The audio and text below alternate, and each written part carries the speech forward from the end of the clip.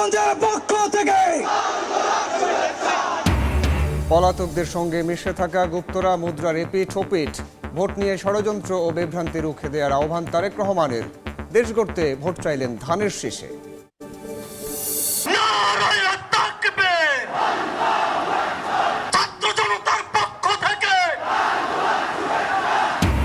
দুর্নীতি চাঁদাবাজি ছাড়লে দেশ গড়তে পরাজিতদেরও সঙ্গে নেবে 11 দল। ক্ষমতায় গেলে জনপ্রতিনিধিদের জবাবদিহি নিশ্চিতের ঘোষণা জামায়াত আমিরের।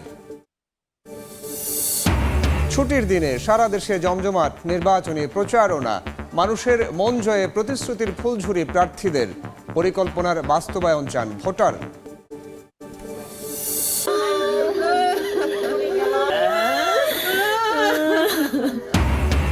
দুই অটো ভ্যানে ধাক্কা দিয়ে খাদে বেপরোয়া ডাম্প ট্রাক।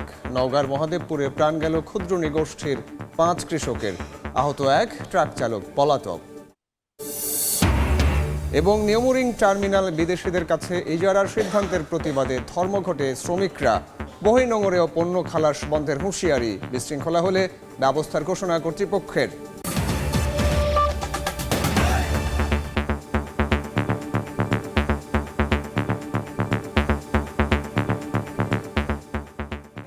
বাংলা সময়ের সঙ্গে আছি আমি সাইফুল রুদ্র। টাঙ্গাইলে নির্বাচনী জনসভায় বক্তব্য রাখছেন বিএনপির চেয়ারম্যান তারেক রহমান। সরাসরি যাচ্ছি সেখানে। প্রিয় ভাই বোনেরা, 12 তারিখ সেই দিন হাজির হয়েছে এবং 12 তারিখে আপনারা বাংলাদেশের মানুষের ভাগ্যের পরিবর্তন করতে পারেন সঠিক ব্যক্তির পক্ষে রায় প্রদানের মাধ্যমে, সঠিক মার্কার পক্ষে রায় প্রদানের মাধ্যমে। কারণ এই যে গত আগস্ট 5ই আগস্ট যে পরিবর্তন হয়েছে, এটি শুধু রাজনৈতিক পরিবর্তন হলে চলবে না। এই পরিবর্তনটি হতে হবে মানুষের ভাগ্য পরিবর্তনের দিন হিসাবে। 12 তারিখের নির্বাচন শুধু নির্বাচনের দিন হলে চলবে না, এই নির্বাচনের দিনটি হতে হবে মানুষের ভাগ্য পরিবর্তনের দিন। এবং সেই জন্যই বাংলাদেশের ইতিহাসে এই নির্বাচনটি একটি অন্যতম গুরুত্ব বহন করে। প্রিয় ভাই বোনেরা, স্বাভাবিকভাবেই গত 15-16 বছর আমরা দেখেছি আমাদের সারা বাংলাদেশে গ্রামে গঞ্জে আনাচে কানাচে মানুষ বিভিন্নভাবে বঞ্চিত হয়েছে। এলাকার উন্নয়ন থেকে মানুষের বিভিন্ন দাবি দাওয়া থেকে তারা বঞ্চিত হয়েছে।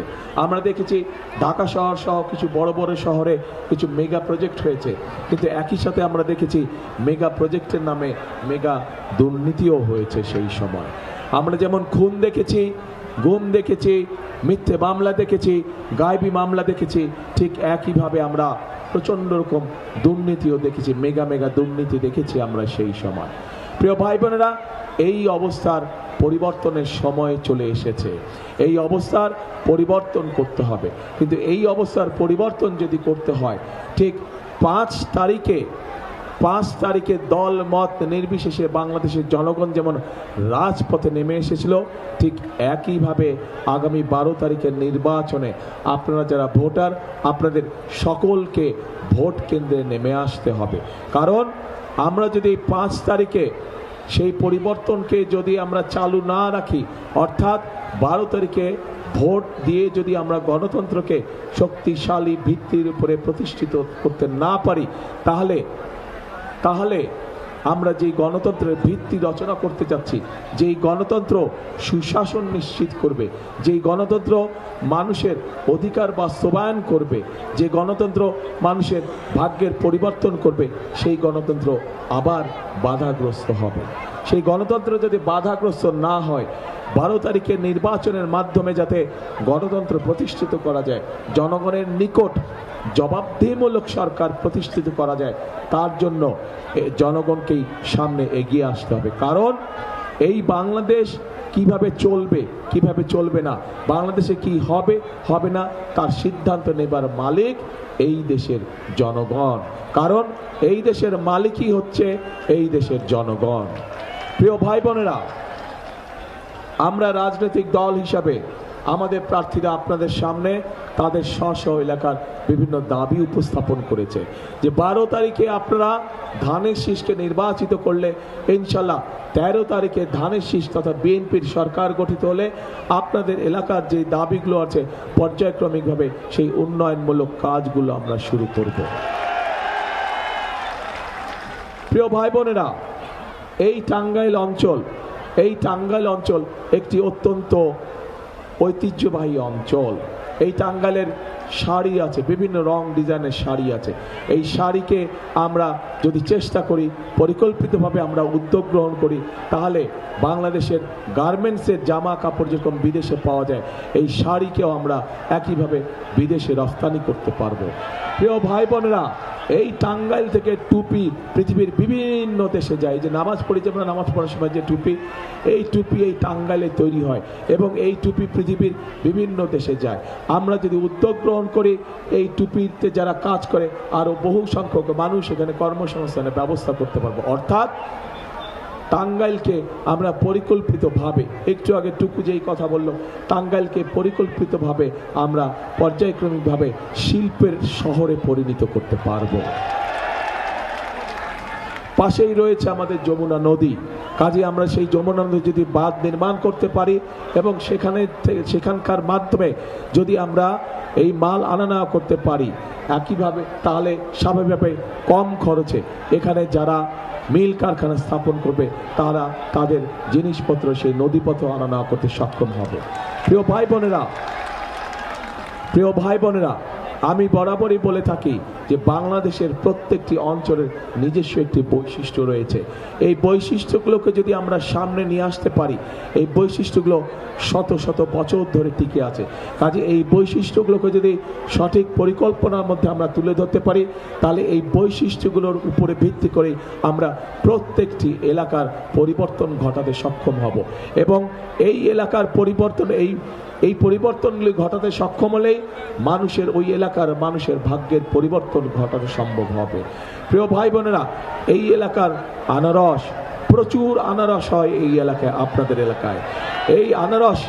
এই আনারসকে কিভাবে আমরা বিভিন্ন জুস থেকে শুরু করে বিভিন্ন বিষয়ে রূপান্তর করে আমরা কিভাবে বিদেশে রপ্তানি করতে পারি, সেই বিষয়ে আমাদের পরিকল্পনা আছে।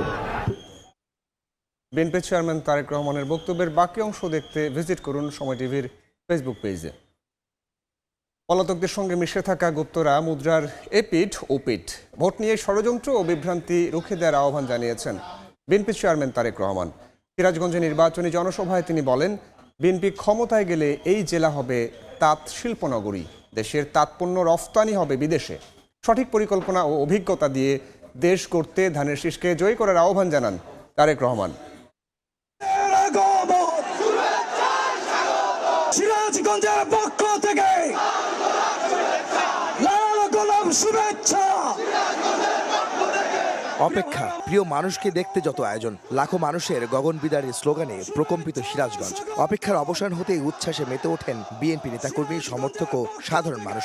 তারেক রহমান, এগিয়ে চলো, সিরাজগঞ্জবাসী তোমার সাথে। বিসিক শিল্প পার্কের মঞ্চে এসে উপস্থিত জনতার ভালোবাসায় সিক্ত হন বিএনপি চেয়ারম্যান তারেক রহমান। হাত নেড়ে সবার প্রতি কৃতজ্ঞতা জানান তিনি। 2 দশক পর সিরাজগঞ্জে আসেন বিএনপি চেয়ারম্যান। বরাবরের মতোই নির্বাচনী প্রচারণায় সহধর্মিণী ডাক্তার জুবাইদা রহমানও তার সঙ্গে ছিলেন। 12 তারিখে যদি আপনারা জবাব দিতে পারেন ধানের শীষে সিল মারার মাধ্যমে, তাহলে সেই স্বৈরাচাররা যারা আপনার অধিকার কেড়ে নিয়েছিল তারা তাদের জবাব পাবে। বিএনপি চেয়ারম্যান তার বক্তব্যে সব দল, মত ও ধর্মবর্ণের মানুষকে সঙ্গে নিয়ে দেশ গঠনের কথা জানান। বলেন, বিএনপি ক্ষমতায় গেলে সিরাজগঞ্জ হবে তাঁত শিল্প নগরী। কৃষক, শ্রমিক, মেহনতি মানুষের জন্য পরিকল্পনার কথা জানান তারেক রহমান। আগামী দিনে আমরা সিরাজগঞ্জ, পাবনায় উৎপাদিত তাঁত পণ্য আমরা সমগ্র বিশ্বে আমরা রপ্তানি করতে চাই। বিএনপি চেয়ারম্যান বলেন, সমালোচনা নয়, মানুষ জানতে চায় তাদের জন্য কে কোন পরিকল্পনা হাতে নিয়েছে। বিএনপির রাষ্ট্র পরিচালনার অভিজ্ঞতা আছে, তাই দেশ ও মানুষের জন্য তাদের পরিকল্পনাও আছে, যা বাস্তবায়নে সাধারণ মানুষের সমর্থন চান তারেক রহমান। বাংলাদেশের মানুষ এখন দেখতে চায় যে কোন রাজনৈতিক দল কি পরিকল্পনা গ্রহণ করবে দেশ এবং জনগণের জন্য, যাতে জনগণ এবং দেশ আগামীতে সামনের দিকে এগিয়ে যেতে পারে। আমরা আপনাদের সামনে পরিকল্পনা দিয়েছি প্রিয় ভাই বোনেরা।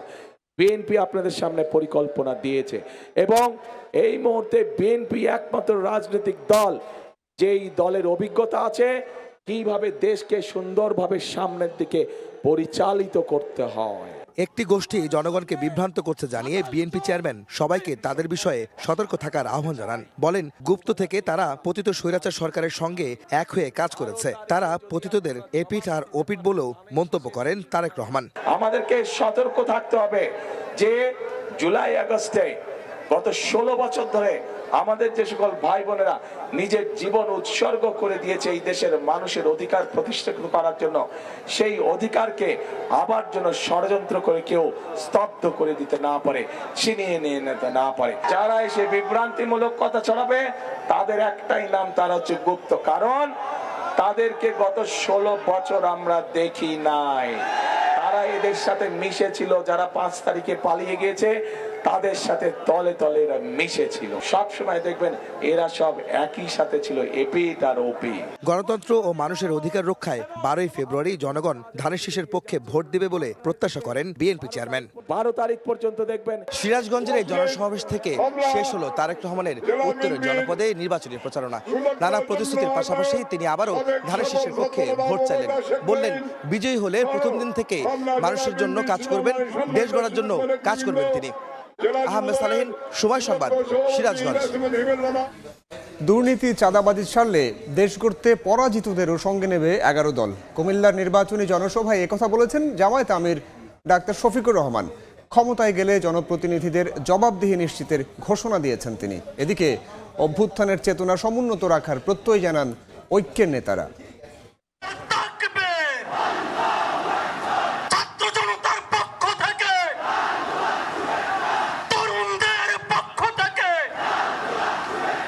স্লোগানে স্লোগানে মুখরিত কুমিল্লার 14 গ্রাম পাইলট উচ্চ বিদ্যালয় মাঠ। নির্বাচনী জনসভায় অংশ নিতে উপস্থিত নানা বয়সী মানুষ। একে একে মঞ্চে আসেন 11 দলের শীর্ষ নেতারাও। অভ্যুত্থানের মাধ্যমে রাষ্ট্র ব্যবস্থায় যে পরিবর্তনের শুরু, তার ধারাবাহিকতা আগামী নির্বাচনেও অক্ষুণ্ণ থাকবে বলে মত নেতাদের। নির্বাচনী মাঠে একটি রাজনৈতিক দলের পেশি শক্তির ব্যবহারে সমালোচনা করেন তারা। 24 জুলাই পরবর্তী বাংলাদেশে গণমানুষের চোখে মুখে যে এক নতুন অভিব্যক্তি, নতুন যে প্রত্যাশা আমরা দেখে আসছি, আগামী 12 ফেব্রুয়ারি অনুষ্ঠিতব্য ত্রয়োদশ জাতীয় সংসদ নির্বাচন এবং ঐতিহাসিক গণভোটের মধ্য দিয়ে এদেশের মানুষ নতুন বাংলাদেশ বিনির্মাণের জন্য মুখিয়ে আছে। এটা একটা বিচ্ছিন্ন ঘটনা, এটা একটা সাধারণ নির্বাচন। এটা গত 16 বছর তাদের লড়াইয়ের ফসল। যারা এটা মনে করছে তারা ভুল ভাবছে। আমরা স্পষ্টভাবে বলে দিতে চাই, বাংলাদেশে সরকারকে ক্ষমতায় আসবে, সরকারকে গঠন করবে, তা নির্ধারণ করবে একমাত্র বাংলাদেশের জনগণ। যদি কোনো আধিপত্যবাদী শক্তি এই নির্বাচনকে তারা হস্তক্ষেপ করার চেষ্টা করে, তাদের বিরুদ্ধে বাংলাদেশের জনগণ দাঁড়াবে।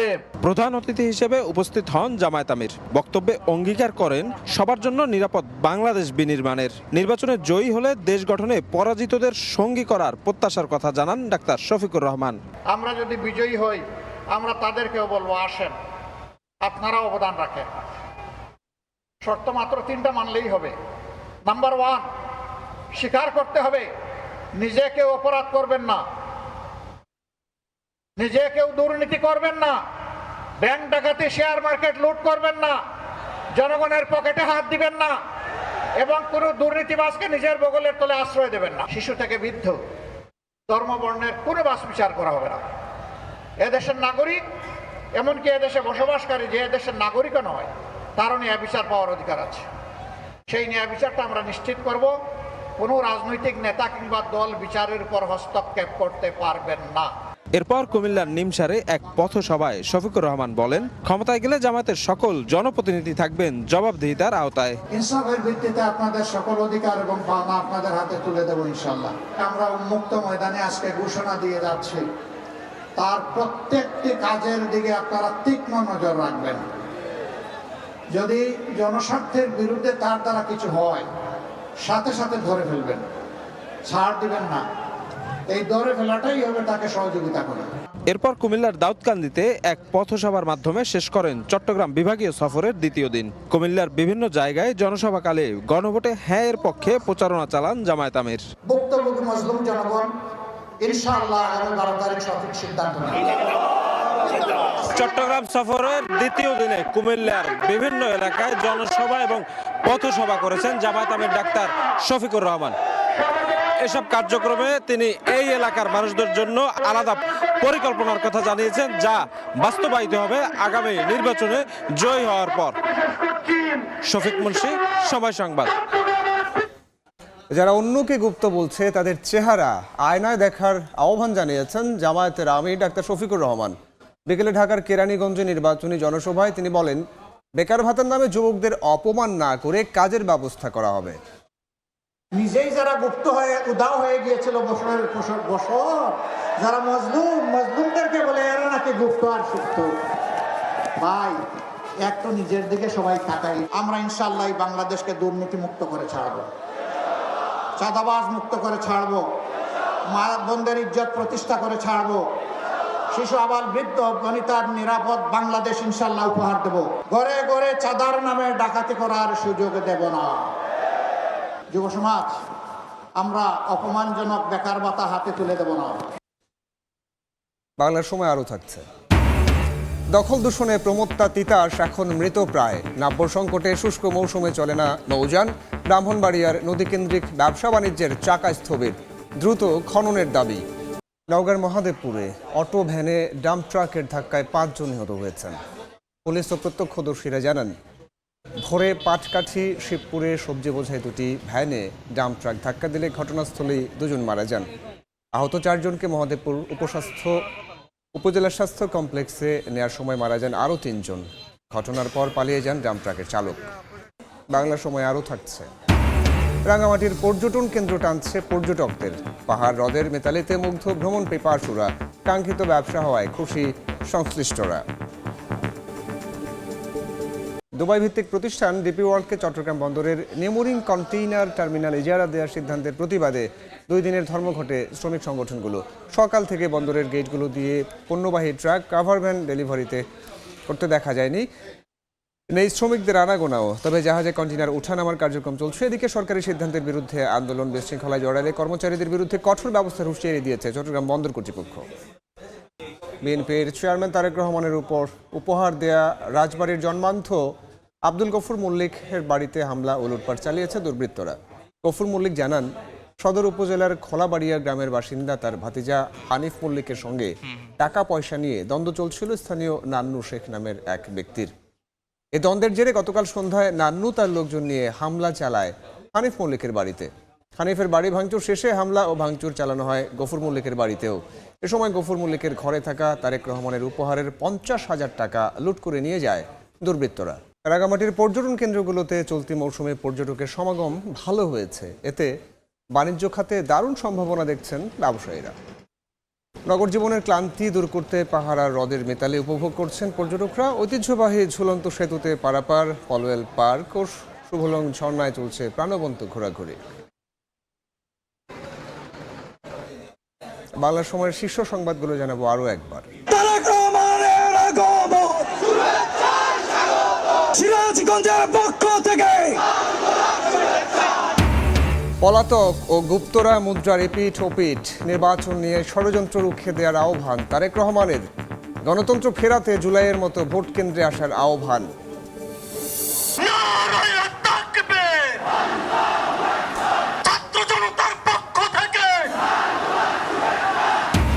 গুপ্ত বলে উপহাসকারীদের চেহারা আয়নায় দেখার আহ্বান জামায়াত আমিরের। দুর্নীতি চাঁদাবাজি ছাড়লে দেশ গড়তে সঙ্গে নেওয়ার ঘোষণা। জবাবদিহি নিশ্চিতের অঙ্গীকার। এবং ছুটির দিনে সারা দেশে জমজমাট নির্বাচনী প্রচারণা। মানুষের মন জয়ে প্রতিশ্রুতির ফুলঝুরি প্রার্থীদের পরিকল্পনার বাস্তবায়ন চান ভোটার।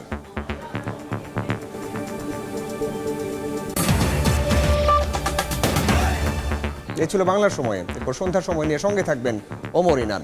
ধন্যবাদ রুদ্র। সন্ধ্যার সময় নিয়ে আসছি কিছুক্ষণ পর, সঙ্গে থাকুন সময়ের।